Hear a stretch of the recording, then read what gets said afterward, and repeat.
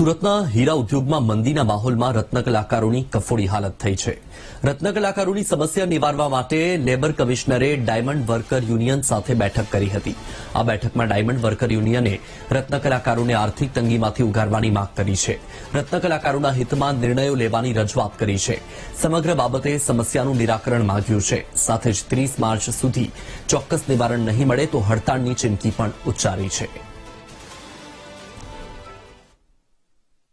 આવનારી 30 તારીખના રોજ એક હડતાલનું અમે એલાન કરેલું કે ડાયમંડ ઇન્ડસ્ટ્રીની અંદર કામ કરતા રત્ન કલાકારોનો 30% ભાવ વધારો અને પડતર પ્રશ્નો સાથે જો સ્વીકારવામાં નહીં આવે તો અમે હડતાલ કરશું. તેના સંદર્ભની અંદર આજે લેબર કમિશનર દ્વારા અલગ અલગ સંગઠનોની સાથે મિટિંગ કરવામાં આવેલી. મિટિંગની અંદર તમામ સંગઠનોએ સ્વીકાર્યું છે કે રત્ન કલાકારોનો ભાવ વધવો જોઈએ અને મોંઘવારી પ્રમાણે એનો પગાર સ્ટેબલ થવો જોઈએ.